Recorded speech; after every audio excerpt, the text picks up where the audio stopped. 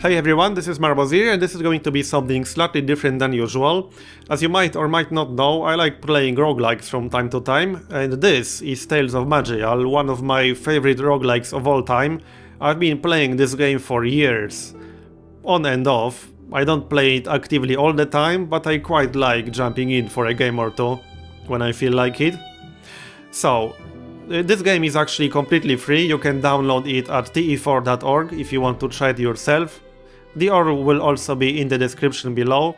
I will say that if you ever thought about trying an actual roguelike, then ToME is one of the best ones to start with, because this is, in my opinion, one of the most accessible roguelikes to people who'd never played roguelikes before. But again, that's just my opinion, but there are quite a few reasons for that. So anyway, I'm going to jump straight into the game because I don't want to sit here for 20 minutes and talk about the game systems. I'll just explain stuff as I go, but I won't be going into too many details or talking in depth about a lot of things, because that would just take too much time. You will see how the game works as I play. So, I'm going to pick my class, and I will be playing the class race combo that I had the most success with. And this is going to be Dwarf Berserker. There are a lot of classes in the game, as you can see, and some of them actually have to be unlocked through gameplay. About 1/3 of these, or maybe even half of these, have to be unlocked if you didn't play the game before. A lot of these classes that I have available are ones that I already unlocked in the past. I only have 3 left that I didn't unlock yet. As you can see, there are a lot more than 3. So the Berserker is an offensive melee class that I actually quite like. And he can be quite strong, although he used to be stronger in the past. And that's probably why I got very far into the game with my Berserker. Now, the race is also an extremely important choice in ToME, because many races play quite differently. Every race, or almost every race, has its own set of racial abilities, and many of these racial abilities can make or break your game when combined with some of the classes in the game. But there are also other important statistics about every race, and one of the most important ones is life per level. So in case of Dwarf, I get 12 life per level, as you can see here, which is kind of important for a melee class.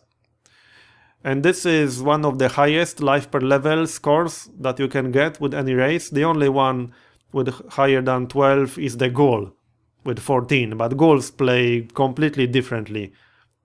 The undead races, the 2 undead races in the game, have a pretty unique gameplay style. I won't be playing them right now. So anyway, I'm going to jump straight into the game. There's one more thing I'm going to say. If you didn't play ToME before, one of the things that sets ToME apart from the other roguelikes is the fact that it has 2 different gameplay modes. This is one of the reasons I really like ToME. So you can play a traditional roguelike mode where you only have 1 life. If you die, that's it, game over. But you can also play adventure mode, where you can die a few times before your game ends. Ultimately, your death will be permanent, and you will die, but the game is slightly more forgivable than with the traditional roguelike mode. You can die up to 7 times, and you get extra lives at level 1, 2, 5, 7, 14, 24 and 35, as you can see here. So having said all that, I'm going to jump straight into the game. The dwarves actually start the game in their own starting area. There are quite a few different starting areas in the game. Some of them are tied to the race, and a few of them are tied to the class, I believe. Some of the classes get their own unique starting area regardless of what race you combine them with. I don't know the total number of starting areas in the game, but there are quite a few. Anyway, before I start doing anything, I'm going to assign some of my points. So every time you level up, you get stat points, class points and generic points. Stat points are just ones you assign to the traditional statistics like strength, dexterity, magic, constitution and so on. And as a berserker, my primary stat is strength, obviously, and constitution is also quite important to me. So I'm going to follow a general rule of spending 1 point in strength, 2 points in strength and 1 point in constitution as I level up. As for my points, I'm going to assign my 2 class points to Rush, which is a skill that allows you to reach your enemy quickly, very useful against ranged enemies. There are actually quite a few enemy types in the game that will kite you, and you need some way of getting to them fast if you're a melee class. And my other point will go in Stunning Blow. Stunning Blow is a skill that allows you to do some damage and stun your opponent. Although stun in ToME doesn't work exactly like you might expect it to if you didn't play ToME before. You can still move with stun on you, and you can still auto attack, but you will not be able to use your abilities, which is very, very important. Your cooldowns actually stop for the duration of the stun. So against some bosses this ability can easily save your life. As for my 1 generic point, I'm going to spend that in armor training. I usually go for 3 points in armor training because this allows you to wear massive plate armor, as you can see in the description to the right.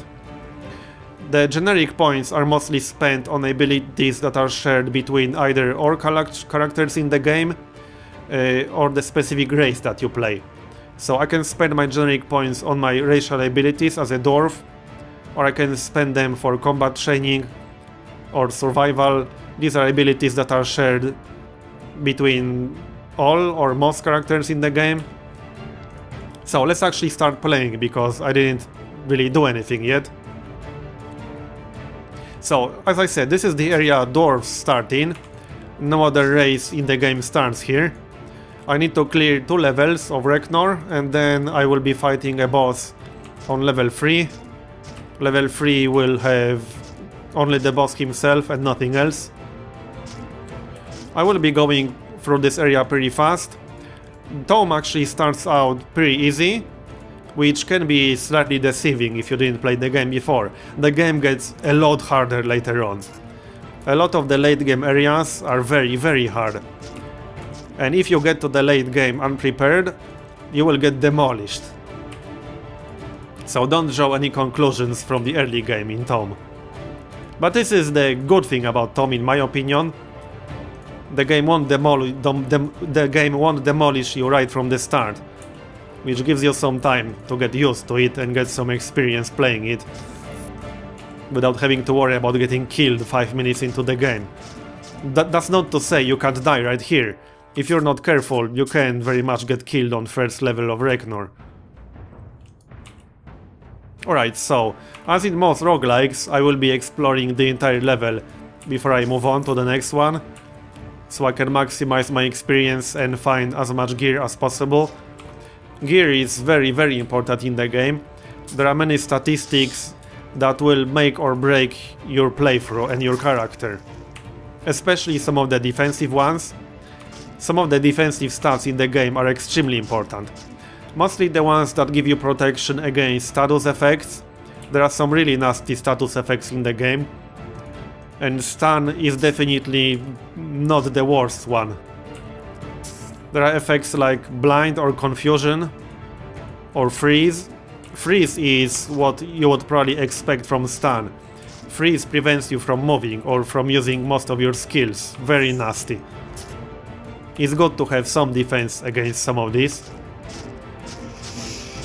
Also, an important thing to know is that all the debuffs in the game fall into one of the 3 categories, which are physical, mental and magical.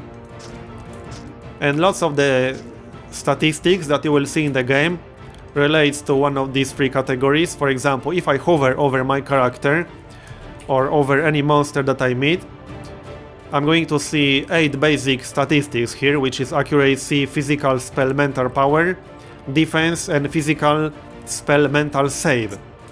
So what the saves do is they give you a chance to resist some of the status effects or debuff that are tied to skills that are being used on you. So for example, the enemy monster can use a skill on you that has a chance to blind you. I think blind is a physical effect, I'm not 100% sure about that. So the higher your physical save will be, the better the chance you have of not getting afflicted by these status effects. So save score is very important in the game, as you might guess. There are also specific stats that give you immunity to a very specific type of status effects. So for example, there are stats that give you blind immunity specifically, or confusion immunity, things like that. This can be very important as well. Some of the status effects can kill you quite easily if you get hit by them in a big fight. So this does in fact mean that some of the stats in-game kind of overlap in terms of what their exact effect is, but you cannot get 100% immunity to certain status effects just with the saves, for example.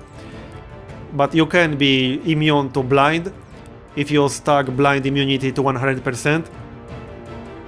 Anyway, this is one of the things that I also like about the game. This is an item that you get later on in the game. You actually only need to reach a specific point in the game once, then you will get transmogrification chest on all your characters. And what transmogrification chest allows you to do is it allows you to transform any item that you get into gold without having to visit any vendor or anything like that. So these are all the items I looted on this level. I can decide to keep some of them, or I can just convert them all to gold. I don't actually have any gloves, so I'm going to wear it, even though this is not a magical item. I don't need any of these. So now all these items got transformed into gold, as you can see in the bottom left corner right here. I also gained a level, so now I'm level 2. I'm going to spend my points. So 2 points in strength, 1 point in constitution. I'm going to grab 1 point in quick recovery. This gives me slightly bigger stamina recovery. And stamina is used for all the skills I got, pretty much. As for my generic point, I'm going to spend it in weapons mastery for now. Weapons mastery increases my physical power and the damage I do with weapons.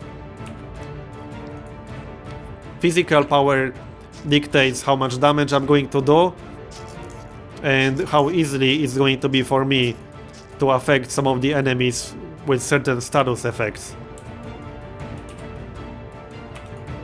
Oh, and another thing that's worth knowing is that you don't really need to know the exact math behind all the saves, physical power scores and things like that, but it's worth knowing that all these statistics work in tiers.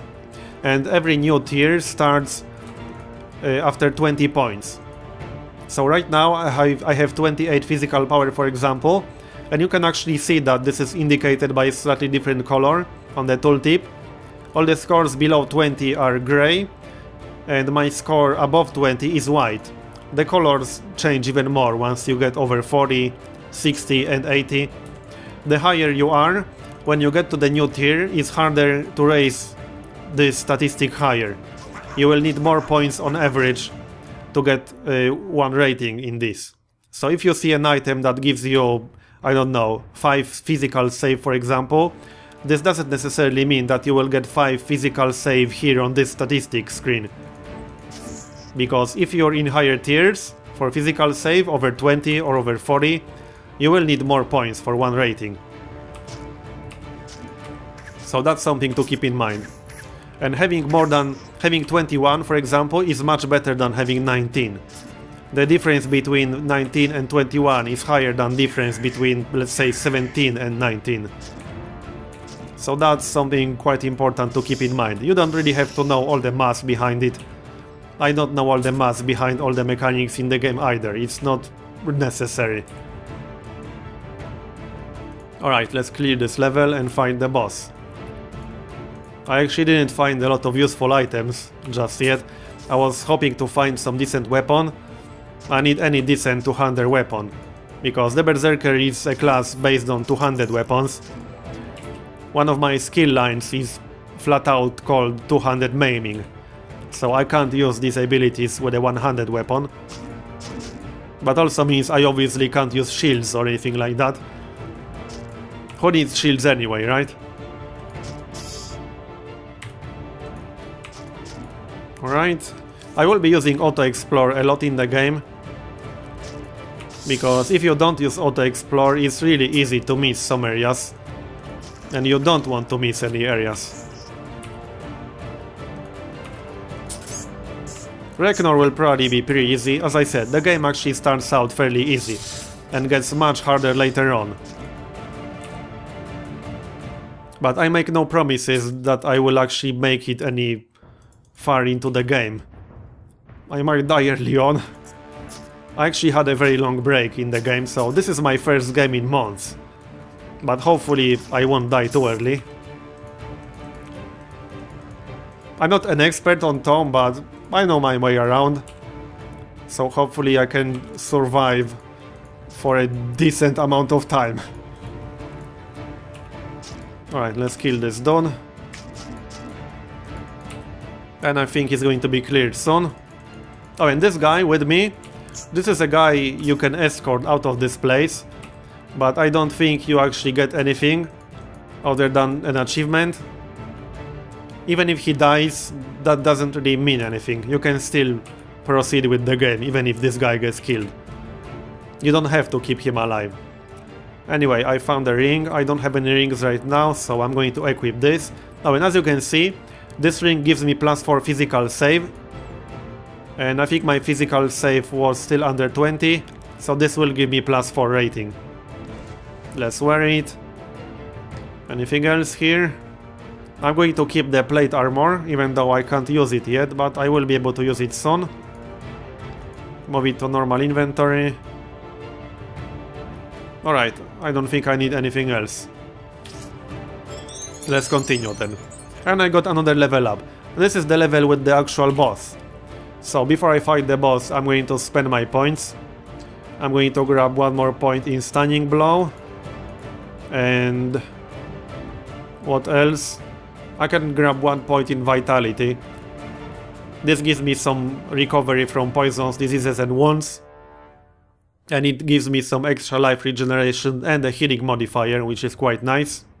Which also scales with my constitution, so this is a great skill to maximize. Save. Okay, let's fight the boss. I think this guy is actually weaker than he used to be. He used to be really damn hard at one point. I died to this guy many times in the past. But he's definitely easier than he used to be, I can already see that right now. That doesn't mean I won't be careful, I do need to be careful. It's quite easy to die to many enemies like this. So, the way I'm keeping myself alive is the infusion regeneration. Infusions are skills that you can use at any time. They don't cost any resources like stamina, mana or anything like that. And they give you certain, usually defensive effects. So this is Infusion Regeneration, which gives me 60 life regen over 5 turns. And I also have Infusion Wild, which removes all physical effects from me. Or not all physical effects, removes some physical effects from me and reduces all damage I take by 14% for 4 turns. And as I already mentioned before, every effect in the game fits into one of the 3 categories: physical, mental, or magical. And as I can see right now, I have bleeding on me for 3 more turns, which is a physical effect. And that's the only physical effect I have on me, which means if I use Infusion right now, Infusion Wild, I will remove bleeding from myself and I will get 14% damage reduction for 4 turns. As you can see, the bleeding is gone, and I have pain suppression for 5 turns in this case. I should be able to kill this guy right now. And he's dead. I also got another level. I also got Rod of Recall, which allows you to go out into the world map from anywhere in the game, or almost anywhere in the game. I will show you the world map a little bit later. But first, let's use my points. I actually got 2 levels now, so I can spend 6 stat points. That's going to be 4 points in strength and 2 points in constitution. Now I can get armor training free, which will allow me to equip massive plate armor. And I can get 1 point in thick skin, which gives me plus 3% resistance to all damage. This is a good one to max out. Oh yeah, I don't have another generic points yet. But this is the next ability I'm going to get here when I get my next level. And with my 3 class points, I'll grab fast metabolism. This gives me a little bit of life regeneration. And 2 points in stunning blow. I like maxing out stunning blow early on. This means I can stun the enemy for 8 turns. This can easily save your life on some of the enemies. Anything interesting I got here? Let's have a look. Oh, these are gloves. These might be useful for now. Not something I'm going to use in the long run, but I'm going to wear these for now. This is one of the items that you can actually use to activate a special ability. As you can see, it can be used to destroy an arcane item of higher tier than the gauntlets. I'm not sure what exactly this would be useful for, but there are some really useful activated items in the game that can easily save your life sometimes. Okay, let's see. I'm not using any bots right now, so I'm going to keep one of these. This would give me plus 20 maximum encumbrance. That might be useful. That means I can carry more loot around. Not super useful. I think I prefer plus 3 range defense actually. So there we go. I have a belt, only one, so I'm going to use this one. This one is actually fairly decent. At least this early in the game. And the mail armor? No, I'm not using that because I have the plate armor saved. So I saved the guy. As I said, I don't think I get any rewards out of this. I just get an achievement. So now I can wear that plate armor that I saved. I have 28 gold, so there's not much point checking the stores. There are some really nice items in there. I could definitely use a better two-handed weapon, but I can't afford any of this stuff. So I'm just going to continue into the next dungeon. This is one of the dungeons for the dwarves. I don't think any other race can go in here. No, they can't.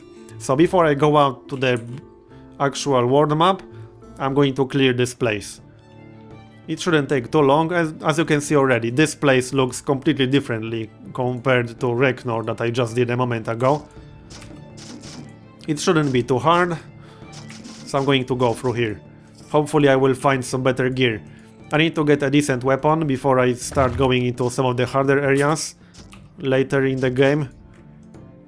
Or even not much later. There are some pretty tough enemies fairly early in the game as well. So I definitely need a better weapon and better gear in general.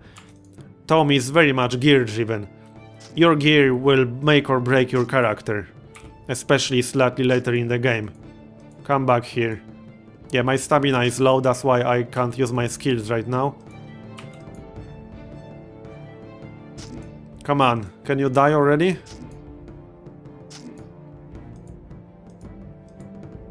Stop running away. Now I can kill him. Oh no, you don't. There we go, he's dead. Anything interesting from that? Iron mail of bloodletting. Oh, this might be quite useful for me. That's a lot of resistances. Plus 2 strength, plus 2 constitution. Quite a lot of resists. And I can activate it to use blood casting, which gives me... I don't think that's very useful. Oh, for 4 turns your corruption spells will consume health instead of vim. Yeah, that's completely useless for me in this situation. But it actually gives me plus 0.10 technique Bloodthirst, and Bloodthirst tree is one of the trees that I'm going to unlock with my first category point, that I'm going to get at level 10. Well, either way, I'm going to use this for now. It's certainly better than this one. Anything else? What was this? Oh, that was a longbow. That's completely useless for me. So, let's continue. I'm going to auto-explore and see what can I find here. This area actually has a really annoying enemy, the bats, which will keep running away from you until you chase them into the corner. That's where Rush comes in. That will be quite useful against those.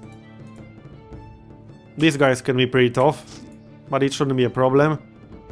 Oh yeah, I can actually activate the mail from my quick bar, but I won't be doing that.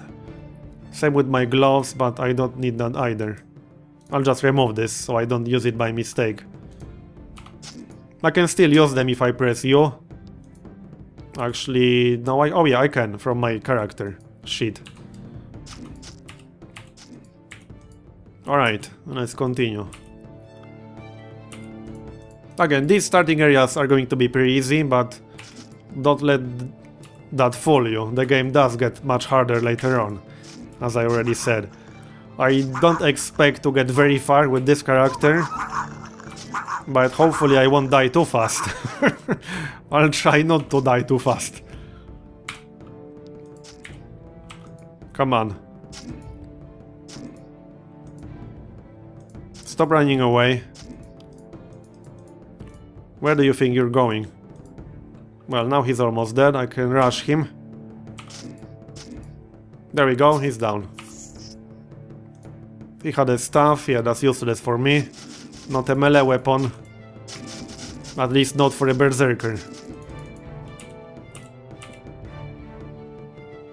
Yeah, give me more stamina.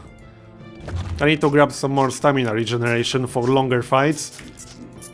Not a high priority right now, but I need to get some more levels in stamina regeneration later on. Otherwise, I'll end up unable to use my skills in some of the longer fights, and there will be a lot more long fights later on. Down he goes. This level should be cleared soon, probably.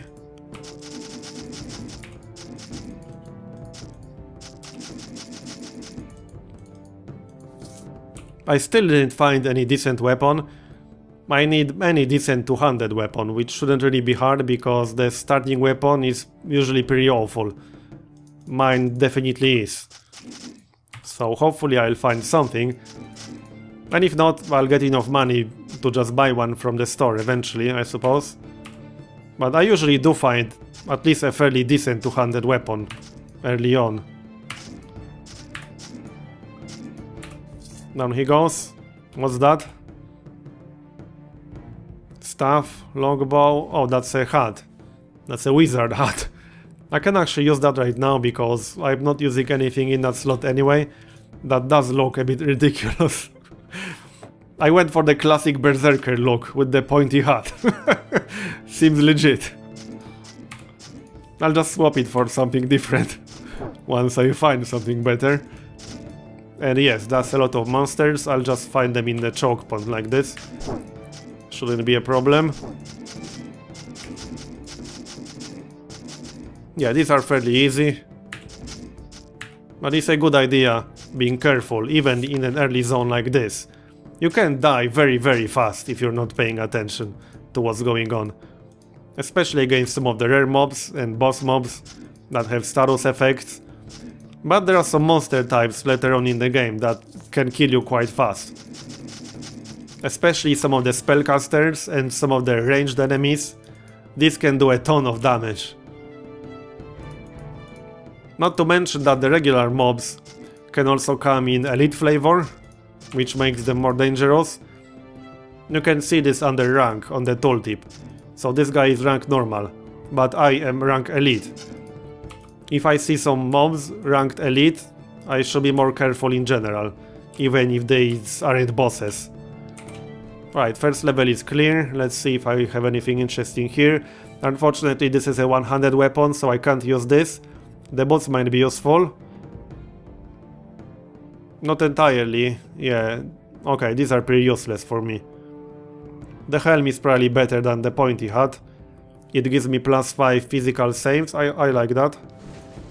So let's wear that instead. Yeah, the staff is useless. The greatsword is even worse than mine, so that's just awful. I'm up to 58 gold. If I don't find any decent weapon in here, I will probably be able to buy one from the store once I get out of here. I have one more level to clear, then I will be fighting the boss of this place. Which is actually quite unique, but he's not hard. Down he goes. And here's the bat. Yeah, the bats are seriously annoying in this area. Fortunately, I got rushed, so I can kill them quite easily. But they can be a pain for melee characters, because they will keep kiting you, and they move very, very fast. I see a ring over there. Let's grab that. I'm not actually using any rings right now. Oh, this is just a generic ring with no stats. Not great. Come here.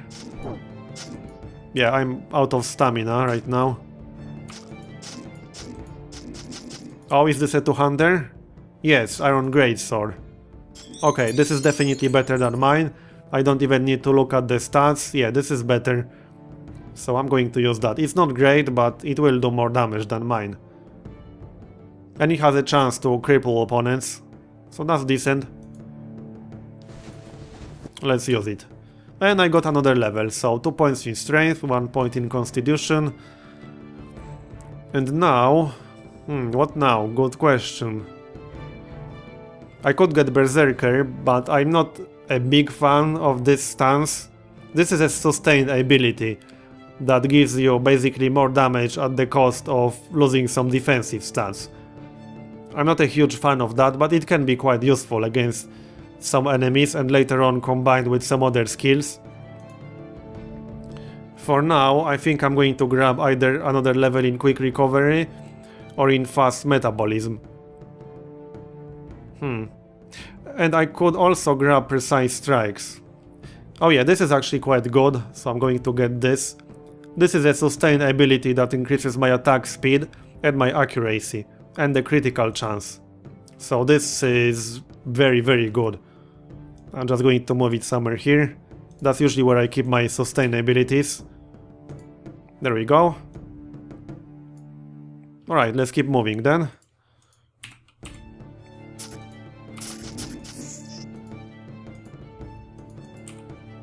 Would be nice finding some more gear that's actually useful for me.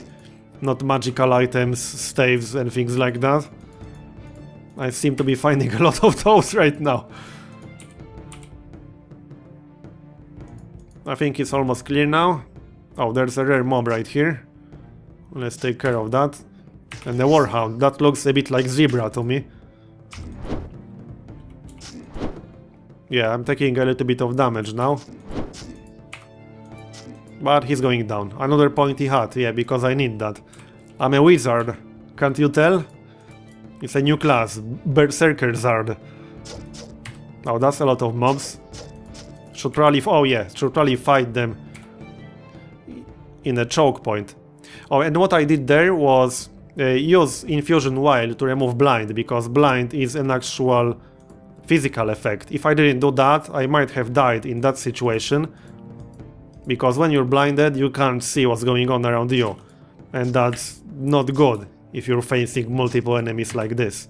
But now I'm in a choke point, so this should make it much easier. I should be safe now. My regeneration is up again.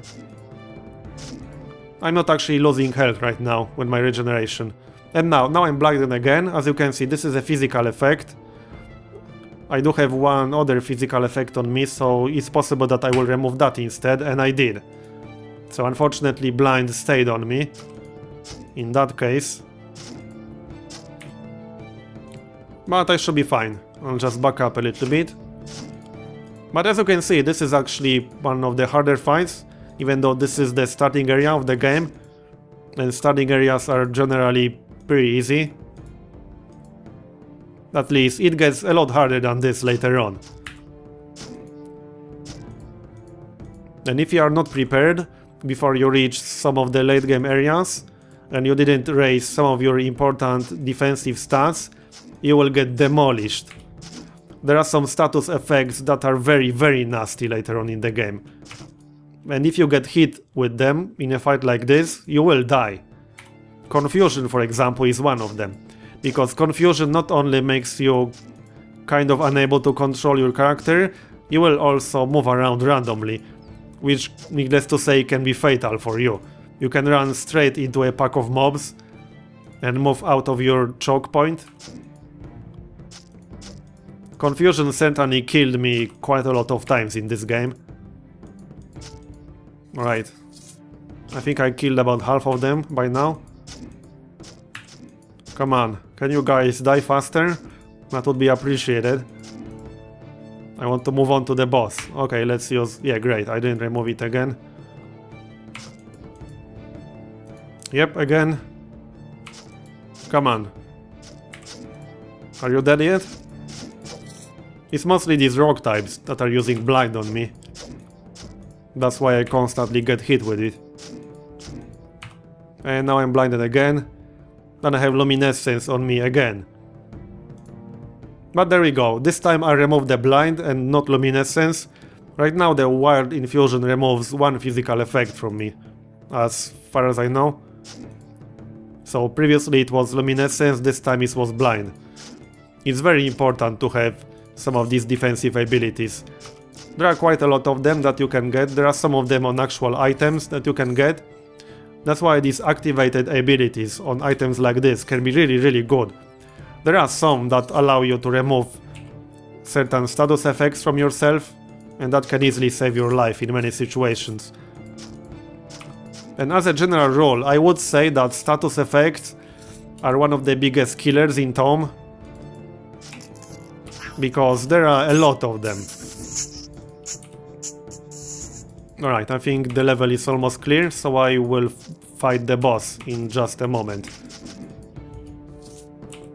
And the boss should give me at least one extra level. That's a one-handed weapon, unfortunately. The weapon I'm using right now is not all that great.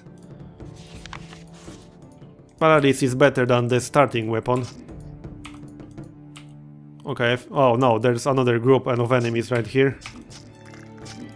That's probably the last one. Let's take care of that then. And they are dead. Alright, are we done? We're not. Come here.